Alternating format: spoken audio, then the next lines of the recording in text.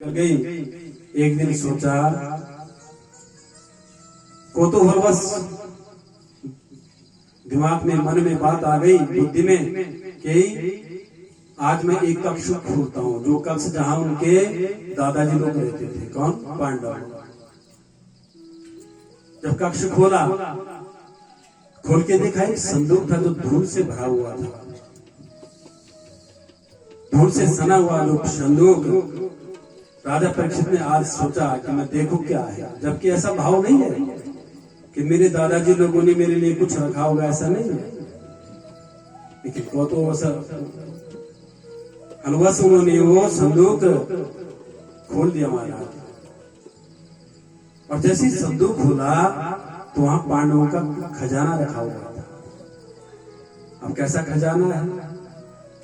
संदूक खोलते ही वहां से ऐसी चमक आई कि राजा परीक्षित ने संदूक कुछ देर फिर बंद कर दिया, फिर खोला तो उन्होंने देखा अनेक मणियों से, अनेक नगों से एक मुकुट, वो मुकुट वहां रखा हुआ है।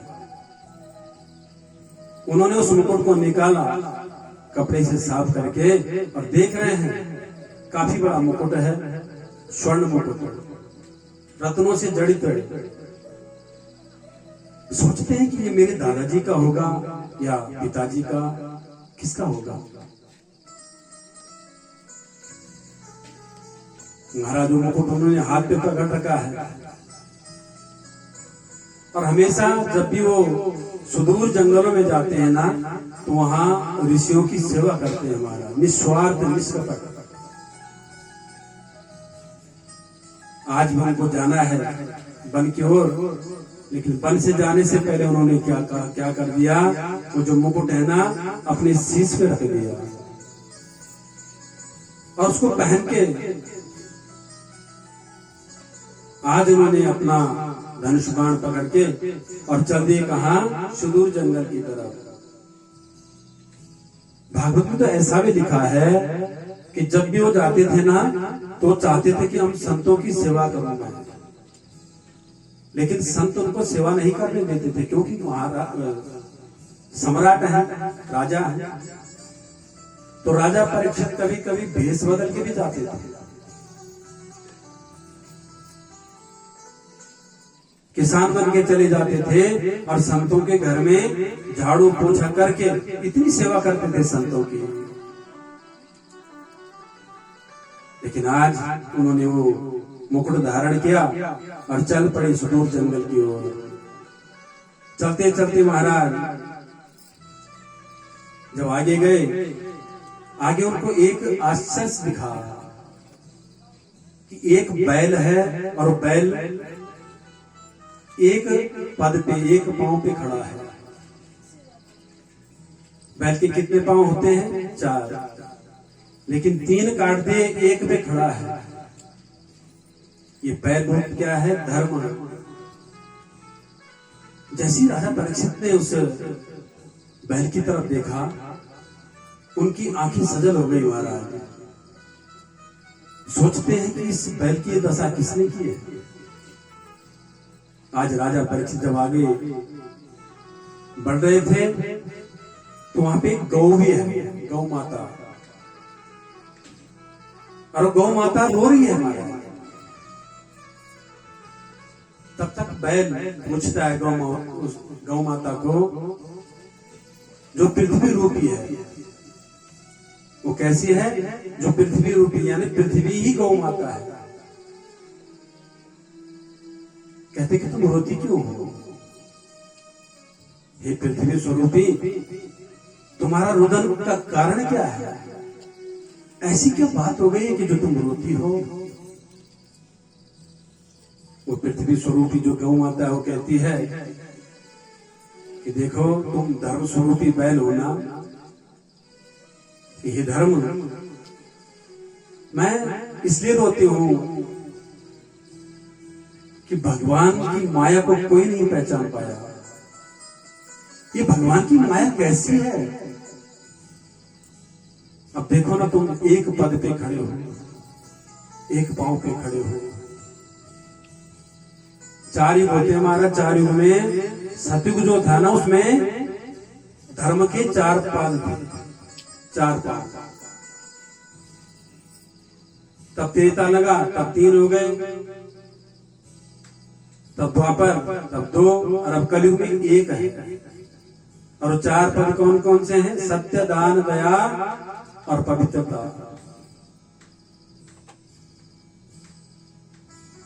3 तो कट गए, सत्य बचा है।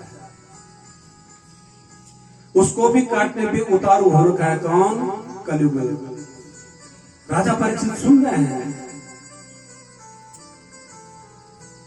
गौ माता पृथ्वी स्वरूपी है, जो धर्म कहते हैं कि हे पृथ्वी, कहीं तुम ऐसे तो नहीं रो रही कि भगवान ने आपके ऊपर कई लीलाएं की और सबको छोड़ के चले गए? आपको याद आ रही होगी, शायद तुम इसलिए रोती होगी कि भगवान ने कहा था कि मैं जब जब पाप होगा तो मैं फिर अवतरित होऊंगा। और आपने 3 पैरों को देख रही होंगी कि एक पैर में खड़ा है, 3 काट दिए, हो सकता है इसलिए रो रही होंगी।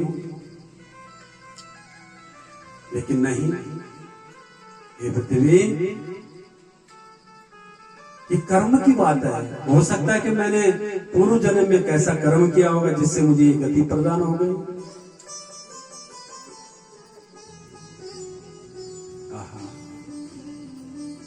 अगर बात माने कर्म कांडियों की तो वो कहते कि कर्म बड़ा है, और मैंने कर्म बस कुछ गलतियां कर दी होंगी जिसके कारण मुझे आज ये भुगतना पड़ रहा है।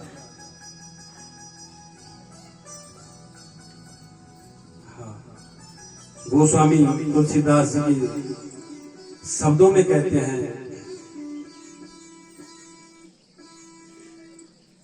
तुम कर्म प्रदान विश्व,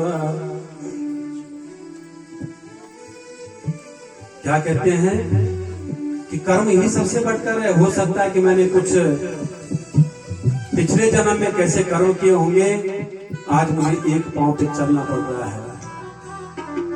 इसलिए किसकी बात मानूं? कर्म की, वेदों की, शास्त्रों की, ईश्वर की किसकी बात मानूं? कर्म प्रदान ईश्वर चिया था, कर्म प्रदान ईश्वर चिया था, कर्म प्रदान ईश्वर चिया था, कर्म प्रदान ईश्वर चिया था। जो जस करे सो तस फल चाखा, जो जस करे सो तस फल चाखा, जो जस करे सो तस फल चाखा, जो जस करे सो तस फल चाखा। ये पृथ्वी कर्म प्रधान है। विश्व ने जो रचा हुआ है वो हमको भुगतना पड़ेगा। इसलिए जैसे मैंने कर्म किए हैं वैसे आज मैं भुगत रहा हूं, वो फल मैं चख रहा हूं।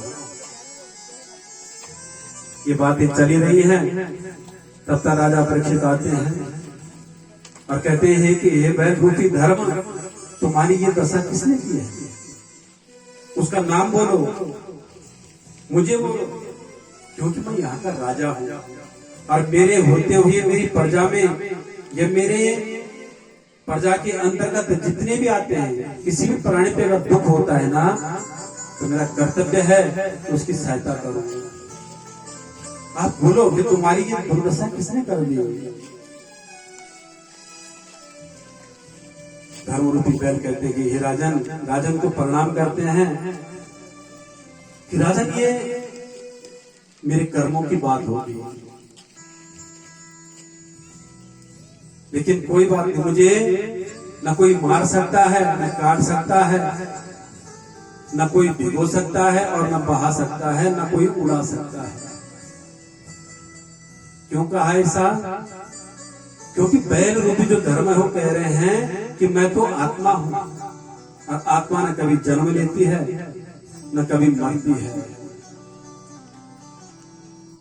भगवान कृष्ण ने गीता में भी कहा है, नैनम छिन्दन्ति शस्त्राणि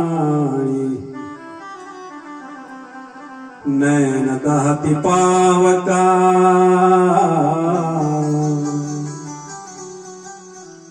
न चैनम क्लेदयन्त्यापो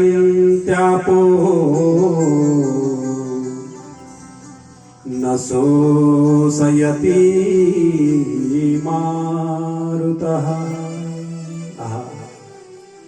नैनम छिन्दन्ति, कोई शस्त्र काट नहीं सकता आत्मा को। नैनम दहति पावका, अग्नि भी उसको जला नहीं सकती, किसको? आत्मा को। न नैनम क्लेदयन्ति आपो, आपो यानी कि जल, जल जो है भिगो भी नहीं सकता। और ये पवन मारुता, मारुता कहते हैं पवन के लिए। ये हवा आत्मा को उड़ा भी नहीं सकती। इसलिए मैं तो आत्मा हूं, क्यों दुखी हो रहे हो? राजा परीक्षित कहते फिर भी अगर कहीं दिख जाए तो मुझे बताना। जैसी राजा परीक्षित ने अपनी पीठ मोड़ी, इतने में कलयुग जो है, जिसकी बड़ी बड़ी भुजाएं हैं, बड़ी बड़ी जटाएं, बड़ी बड़ी आंखें, बड़े बड़े नाखून और हाथ में नग्न तलवार पकड़ के उतारू हो रखा है चौथे पद को काटने के लिए। तुरंत राजा परीक्षित वापस आते हैं, कहते हैं रुको, कौन हो तुम? जो विशाल काय, जो शरीर वाला जो व्यक्ति हो, कहता है मेरा नाम कलयुग है। राजा परीक्षित कहते हैं, कलयुग मेरे राज में, यहाँ तुम्हारा कोई काम नहीं है, तुम चलो चले जाओ यहाँ से। और ये बताओ कि ये दंड, ये जो दुष्कृत कर्म किया है, किसका कर्म है? तुमने किया है ये? कलयुग कहता है कि बिल्कुल मैंने किया है। राजा परीक्षित जैसे मारने ही दौड़ते हैं कलयुग को, और कलयुग क्या करता है? साष्टांग प्रणाम करके राजा परीक्षित के चरणों में लौट जाता है, लेट जाता है, स्पर्श कर देता है किसको? राजा परीक्षित को। जैसे राजा परीक्षित उसको मारना चाह रहे हैं, तीन बातें याद आ गई, दान धर्मान, मोक्ष धर्मान, सेवा धर्मान। शत्रु, यानी कि अगर शत्रु भी पैरों में लेट जाए तो उसको छोड़ देना चाहिए। ध्यान आ जाता है किसके? अपने दादाजी का जो वचन था। कलयुग को उठाया, कहते कि कलयुग तुम यहां से चले जाओ। कलयुग कहता है कि प्रभु हे राजन, मैं जाऊं तो जाऊं कहां? मैं भी तो यहीं का हिस्सा हूं, और ये मेरा समय है, मुझे रहने के लिए स्थान तो चाहिए ना, तो मैं कहां जाऊंगा? अच्छा ऐसा कीजिए कि मुझे कुछ स्थान दे दीजिए जहां मैं चैन से रह सकूं। तो राजा कहते हैं कि देखो, तुम्हारे लायक यहाँ कोई भी स्थान नहीं है। जो बैल रूपी धर्म को सताता हो, गौ रूपी पृथ्वी माता को सताता हो, अनेक प्राणियों को सताता हो, उसके लिए यहाँ कोई जगह नहीं है। तुम हमेशा पाप कृत्य करते हो। कहते कि महाराज नहीं, मुझ पर दया कीजिए, मुझे सहारा दीजिए, आसरा दीजिए, मुझे स्थान दीजिए। राजन के मुख से निकल गया, द्योतम पानम स्त्रिया सोना चतुर्विधा। द्योतम, जहां जुआ होता हो, ध्यान से सुनना, जहां जुआ खेलते हैं ना, वहां कलयुग का वास होता है। क्योंकि वहां सब झूठ होता है, सत्य तो रहता नहीं है। और कलयुग का वास वही होता है जहां झूठ है, जहां पाप है। पानम, जहां मदिरा पान होता हो, उधर भी कलयुग होता है। और फिर कहा स्त्रियां, जहां वैश्याएं रहती हो, वहां भी कलयुग का वास होता है। यत्रा धर्मश्च चतुर्विधा। कलयुग कहता है कि देखो महाराज, आपने जगह तो दे दी, लेकिन जितनी भी जगह दी, ये सब क्या है? दरिद्र है। मुझे कुछ स्थान दीजिए ना, जहां मैं रह सकूं। राजा परीक्षित के मुख से छूट गया महाराज कि जाओ तुम स्वर्ण में भी वास करो, लेकिन कैसे स्वर्ण में? जो दुष्कर्म से जिसने अर्जित किया। अब ऐसे ही कहा और कहती स्वर्ण की बात आई। अब कलयुग ने जब स्वर्ण का नाम सुना और तुरंत अपना स्वरूप बना के और राजा परीक्षित के उस मुकुट में बैठ गए जो स्वर्ण का मुकुट उन्होंने धारण किया था। आहा, कहते हैं कि तुमने वास दे दिया और मैंने वास कर दिया है। लेकिन यहाँ पे सोनकाद ऋषि भी पूछ रहे हैं सूर्य जी से, और विदुर जी भी पूछ रहे हैं मैत्रेय जी से कि ये कैसे हो सकता है, ये स्वर्ण मुकुट किसका है? ये तो उनके पांडवों का, उनके दादाजी का है। कहते कि नहीं, ये जो मुकुट है ये जरासंध का है। और जरासंध क्या था? बड़ा दुष्ट था, इसलिए उसके मुकुट में, क्योंकि जो मुकुट है ना ये सत्कर्म से कमाया हुआ धन का नहीं है, ये सताया हुआ प्रजा को खूब सताता था वो, इसलिए पास कर दिया कलयुग ने उस मुकुट में। और राजन जो परीक्षित राजा हैं उन्होंने वहां से सांत्वना दी, किसको? गौ रूपी पृथ्वी को, बैल रूपी धर्म को, और चल पड़े कहा?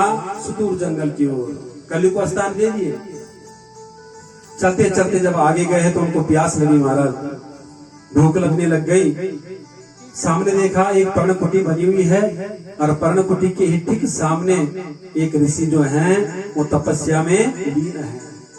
दे अभ्यास उनका छूट चुका है और मग्न है किसमें? भगवान की समाधि में। राजा परीक्षित जाते कहते हैं कि देखो सारी प्रजा तो मेरी है, इसलिए मैं किसी को भी बोल सकता हूं कि मुझे जल पान कराओ। बुद्धि में विकृति आ गई है। कैसे? क्योंकि मुकुट ऊपर रखा हुआ है, कलयुग स्पर्श कर चुका था। कहते हैं हे मुनिवर, हे ऋषिवर, मुझे जल पिलाओ, कुछ भोजन दो खाने के लिए। धूप से तपित होते हुए मैं भटकता भटकता आ रहा हूं।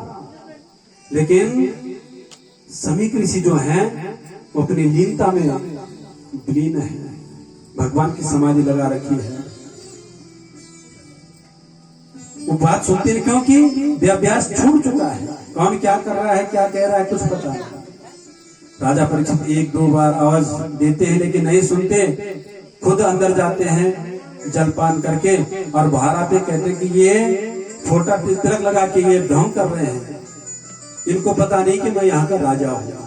जबकि ऐसा स्वभाव राजा परीक्षित का नहीं था। और जैसे ही इधर उधर देखा तो वहां पे एक काला सा एक नाग मरा पड़ा हुआ था, तक्षक वंश का। उन्होंने अपनी बाण की नोक से उठाकर और समीक ऋषि के गले में टांग दिया, विनोद कर दिया। कहते कि तुम मुझे जल नहीं पिलाओगे ना, ये तुम्हारी सजा है। गले में सर्प डाल दिया मारा हुआ और चल पड़े अपने राजमहल की ओर। इतने में समीक ऋषि के शिष्य दौड़ दौड़ते आते हैं, देखते हैं कि गले में क्या है, मारा हुआ सर्प है। और दौड़ के जाते हैं और समीक ऋषि के पुत्र हैं श्रृंग ऋषि। श्रृंग ऋषि से जाकर कहते हैं कि महाराज, हे मुनिवर, आपके पिता के गले में किसी ने मारा हुआ सर्प डाल रखा है। जैसे श्रृंग ऋषि सुनते हैं, आते हैं, देखते हैं तो छोटे छोटे शिष्य जो घर पे थे उन्होंने कहा एक राजा आया था और कह रहे थे कि मैं राजा परीक्षित हूं। उन्होंने जलपान करने के लिए कहा तो गुरुवर ने आंखें नहीं खोली और उन्होंने ये मरा हुआ सर्प गले में टांग दिया। श्रृंग ऋषि ने अपने कमंडल से जल निकाला और श्राप दे दिया कि जा, हे राजा परीक्षित, तुम इतना अहंकार करते हो, इतना गर्व करते हो ना, जाओ आज से ठीक 7 दिवस के बाद तुम्हारी मृत्यु हो जाए। और वो भी कैसे? तक्षक वंश का ही नाग आकर तुम्हें डस दे, ऐसा श्राप दे दिया। इतने में समाधि टूटी श्रृंग ऋषि की, समीक ऋषि की। देखते हैं अपने इधर उधर तो शिष्य मंडली ने पूरा घेर रखा है महाराज। श्रृंग ऋषि वहां पे क्रोधित मुद्रा में खड़े हैं। कहते हैं पुत्र क्या हो गया? श्रृंग ऋषि कहते हैं पिताश्री आपके गले में किसी ने मरा हुआ सर्प डाला है। पूछते हैं, वो शिष्य बताते हैं कि राजा परीक्षित आए थे, जलपान करने के लिए बोल रहे थे, आप तपस्या में लीन थे, तो उन्होंने ये मरा हुआ सर्प आपके गले में डाल दिया। अब श्रृंग ऋषि श्राप दे चुके हैं। श्रृंग ऋषि कहते हैं कि पुत्र तुम क्रोध मुद्रा में बिखरे हो, तुमने कुछ किया तो नहीं? कहते कि पिताश्री मैंने श्राप दे दिया है, ऐसा दंड दिया है कि कभी दोबारा ऐसी गलती नहीं कर सकते राजा परीक्षित। आहा, श्रृंग ऋषि समीक ऋषि की आंखें सजल हो गई महाराज। कहते पुत्र तुमने ये अच्छा नहीं किया। जिस राजा के कारण हमें सुदूर जंगल में तपस्या करते हैं निर्भीक होकर, यहाँ किसी का डर नहीं है, कोई चोर नहीं, कोई डाकू नहीं, कोई दानव नहीं, कोई राक्षस नहीं। क्यों? क्योंकि राजा परीक्षित जैसे राजा है। और तुमने ऐसे संत स्वभाव के राजा को श्राप दे दिया, तो तुमने अच्छा नहीं किया पुत्र। तितिक्षया करुणया मैत्र्या चाकिला जन्तुषु समत्वेन च सर्वात्मा भगवान संप्रसीदति। तितिक्षया राजा को कैसा होना चाहिए, संत को कैसा होना चाहिए? तितिक्षा के में क्रोध ना हो, सहन शक्ति होनी चाहिए। और तुमने श्राप दे दिया, तुम संत पुत्र हो। अब कहते कि मैंने तो श्राप दे दिया है, और ऐसा कह दिया कि 7वें दिवस में मृत्यु हो जाए, अभी तक सतवंश का नाग आके इनको डसेगा। तुरंत अपने शिष्य को बुलाया, गौरमुख नाम शिष्य है एक समीक ऋषि का, और कहा दौड़ के जाओ राजमहल में, राजा परीक्षित को कहना कि 7 दिन में अपनी मुक्ति का उपाय ढूंढ लो। मेरे पुत्र ने अज्ञानवश आपको श्राप दे दिया है। राजा परीक्षित तब तक पहुंच चुके हैं राजमहल में, और उन्होंने जैसे वो मुकुट निकाला, और निकालते ही सोचने लगे कि मैंने कितनी बड़ी भारी गलती कर दी, संतों का अपमान किया है मैंने। हे प्रभु, मुझे उस समय मेरे प्राण क्यों निकल गए? क्योंकि कलयुग पे बैठा हुआ था सर पे। जैसे स्वर्ण में बोलने के लिए कहा, स्वर्ण में कलयुग धारण कर दिया। इसलिए मति क्या हो गई थी? विकृति आ गई थी मति में। राजा परीक्षित प्रायश्चित करते हैं, लेकिन कहते हैं कि अब जो होना है वो तो कर दिया। मैं कल सुबह प्रातःकालीन ही और संतों के पास जाकर मैं प्रायश्चित करूंगा, क्षमा मांगूंगा। इतने में गौर शिष्य मुख जो शिष्य है वो आते ही, और एक पत्र लिखा हुआ है समीक ऋषि ने, और पत्र सौंपता है किसको? राजा परीक्षित को। कहते हैं कि मेरे गुरुदेव ने ये पत्र भेजा हुआ है। कहते कि बैठो जलपान तो करो, नहीं कहते कि नहीं मुझे जाना है। और शिष्य वापस जब पत्र पढ़ते हैं ना, उस पे लिखा हुआ है कि हे राजन, हे महाराज, अज्ञानवश मेरे पुत्र ने आपको श्राप दे दिया, क्योंकि आपने मरा हुआ सर्प मेरे गले में डाला हुआ था, इसलिए क्रोध मुद्रा आते हुए और श्राप दे दिया कि 7वें दिन आपकी मृत्यु हो जाओगी तक सबके डसने से। इसलिए महाराज अपनी मुक्ति का उपाय कर लो इन 7 दिनों में। अब आध्यात्मिक से सोचो, हमारे पास कितने दिन है? 7 ही दिन तो है ना। सोम, मंगल, बुध, बृहस्पति, शुक्र, शनि, इतवार, इन 7 ही दिनों में जन्म होता है और इन 7 ही दिनों में मृत्यु हो जाती है। हमारा हम सब परीक्षित है, सबकी परीक्षा है। इसलिए तो कहा है वो 4 चीजें क्यों दी? द्योतम, यहां मत जाओ, जहां जुआ होता है वहां जाने की जरूरत नहीं है। पानम, जहां मदिरा पान किया जाता है जो धर्मात्म व्यक्ति होते हैं ना, उनके बीच में नहीं बैठते, जहां पैसे भ्रमण करती हैं, अत्यधिक जहां सोना होता है, दुष्कर्म कृत करके। आजकल तो कलयुग में अगर आप बाहर जाओ ना प्लेन से, अब तो यहां भी होने लग गया है, उस सोने के चक्कर में हाथ पांव काट लेते हैं जो डाकू लोग। ये कलयुग है हमारा। 7 दिन सबके पास है। आध्यात्मिक से अगर गौर से सोचो तो राजा परीक्षित कहते हैं कि मुझे तो इस श्राप जो है वरदान के रूप में मिल गया है। 7 दिन तो बहुत बड़ी बात है। मुझे तो अभी ही मैं ये सोच रहा हूं कि मेरे प्राण अभी निकल जाए, क्योंकि मैंने अपमान किया है। जिसका संतों का अपमान किया है। आज राजा परीक्षित अपने आप से नाखुश हैं। तुरंत अपने सैनिकों को बुलाकर कहा और कहा कि मेरे पुत्र को बुलाओ, जन्मेजय को। जन्मेजय आए और कहा, पुत्र आज से राजपाट मैं तुम्हें सौंपता हूं। पत्नी आती इरावती कहते कि स्वामी क्या हो गया अचानक, तुम्हारी तबीयत ठीक तो है ना, तुम सही तो हो ना? कहते बिल्कुल, मेरा स्वास्थ्य अब बिल्कुल सुंदर है, मैं ठीक हूं। अब मैं होश आवाज में कह रहा हूं कि जन्मेजय को राज सौंपा जाए और मैं वन की ओर जा रहा हूं। इरावती पूछती है कि आश्चर्य, ऐसा क्यों? ये स्वामी हमसे कुछ गलती हो गई क्या? जन्मेजय कह रहे हैं कि पिताश्री मैं भी जानता भी नहीं हूं राजपाट किस तरीके से चलेगा। कहते पुत्र सब सीख जाओगे। आज अपनी पत्नी को बिठाते हैं, अपने परिवार को बिठाते हैं और कहते हैं कि मैं तुम्हें एक आश्चर्य सुनाना चाहता हूं। अपने हृदय पे हाथ रख के कहते हैं कि हे इरावती, ऐसा कोई व्यक्ति है कि जो अपने हृदय पे हाथ रख के कह दे कि मैं 7 दिन तक जीवित रहूंगा? हम कह सकते हैं क्या?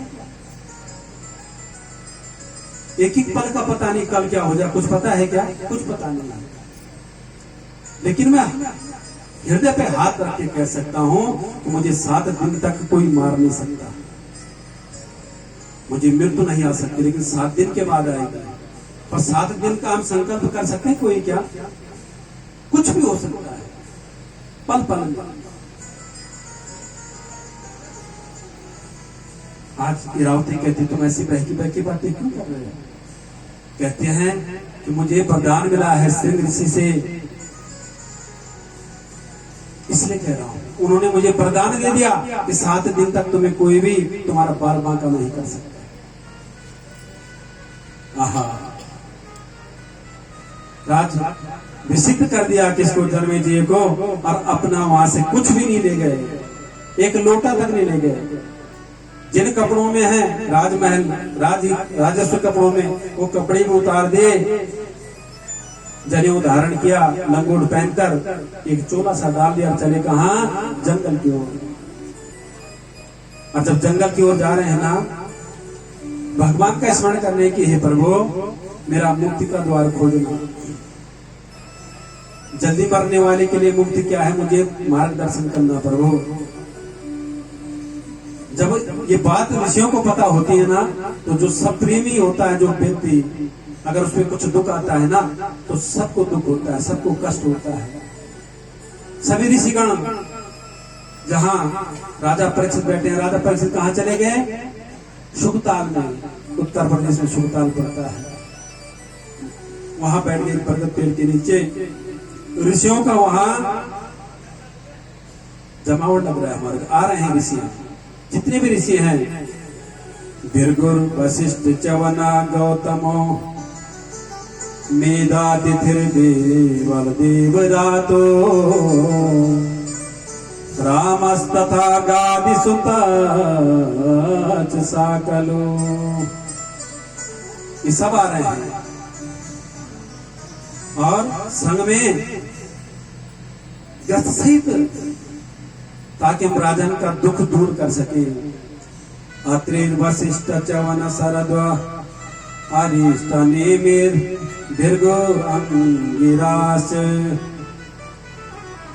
पाराशरो गादिसुतोत रामा उत्थ इंद्र परमदे वहदो वाहो मेधातिथिर्देवल अष्टमी सेनो भारद्वाजो गौतम पीपलादा मैत्रेय और वकवसा कुंभयोनिर वेपायनो भगवान नारदस। सब आ गए। सबने पूछा कि हे राजन, हमने सुना कि आपको श्राप मिला है। कहते नहीं, श्राप नहीं कि वरदान है। गिरिजा संतम समागम समाला कछुआना। हे मुनियो, अगर मुझे श्राप मिला होता तो आपके मैं दर्शन कर पाता क्या? इसलिए तो वरदान है। अगर ये वरदान मुझे नहीं मिला होता तो आप आते क्या? इसलिए कोई श्राप नहीं, वरदान है। और मैं आपसे ये प्रश्न कर रहा हूं कि जल्दी मरने वाले का उसको मुक्ति प्राप्त कैसे होगी, मुझे बताइए। बड़ी बड़ी आयु वाले उम्र के वहां पे कौन है? ऋषि है, लेकिन कोई उपाय नहीं बता पाता है। परेशान होते कौन? राजा परीक्षित कहते हैं कि कोई भी मुझे ऐसा उपाय नहीं बता पा रहा कि जिससे मुझे मुक्ति मिल जाए। अत्रि को पूछते हैं, वशिष्ठ को पूछते हैं, पराशर जी को पूछते हैं, अनेक बड़े बड़े ऋषि संत वहां बैठे हुए हैं, लेकिन कोई भी बता नहीं पाता कि तुम्हारा मुक्ति का उपाय क्या होगा। भगवान से मनन करते हैं, प्रभु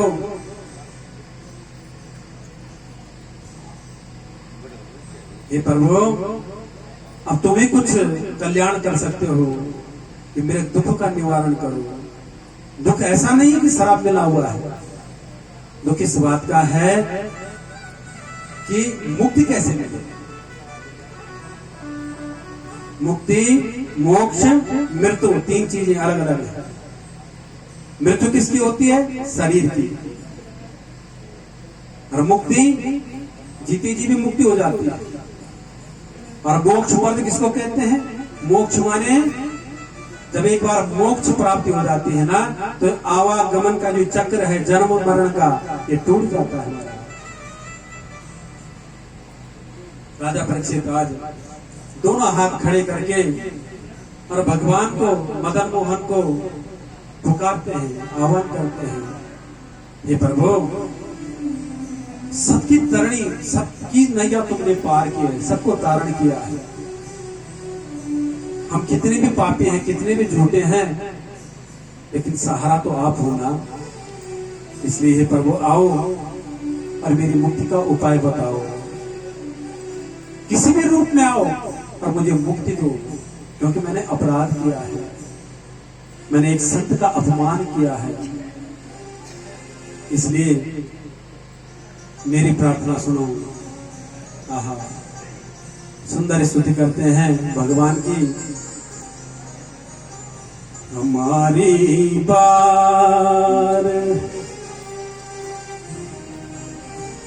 घर निकले मदन मोहन, सनम झूठे। क्या कह रहे हैं? हमारी बार अगर निकले मदन मोहन सनम झूठे। हे प्रभु, आप मेरे क्या हो? गुरु हो, आप मेरे भगवान हो। यहाँ पे झूठ साबित मत करो। मैंने कितने भी पाप किए हो, मैंने कितने भी झूठ बोले हो, लेकिन मुझे मुक्ति दो, मुझे मोक्ष दो।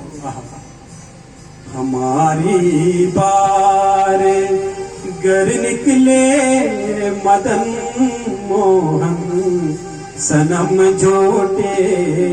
हमारी बार घर निकले मदन मोहन, सनम झूठे। तो सरताई के सारे नाम भी करते ये हम झूठे तो सरनाई के सारे नाम भी कर दे तो हम झूठे हमारी बात घर निकले मदन मोहन सनम झूठे हमारी बात अगर निकले मदन मोहन सनम झूठे। ये सगुण